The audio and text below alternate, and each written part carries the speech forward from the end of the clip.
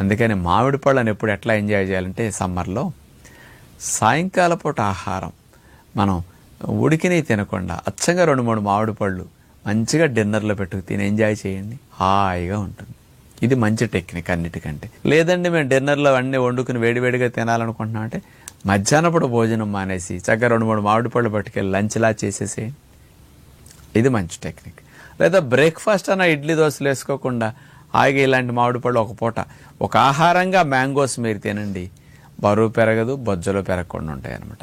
Calories balance చేయడం కోసం ఇట్లా టెక్నిక్స్ ఉపయోగించగలిగితే చాలా మంచిది. చాలామంది మామిడి పళ్ళ రసాలు తీసేటప్పుడు అందులో పాలు పోసి పంచదారతో పాటు ఇతర ఫ్లేవర్లు వేసి చేస్తూ ఉంటారు. అలాంటి ఎప్పుడూ ఇమ్యూనిటీని బాగా డౌన్ చేసి రకరకాల సమస్యలు సృష్టిస్తూ ఉంటాయి. అందుకని ఇలాంటి తప్పులు చేయకుండా మామిడి పళ్ళను వాడుకోండి. వేడి చేస్తుందనే మాట మీ నోట రాకుండా ఉండాలంటే వేసవకాలం 4-5 లీటర్ల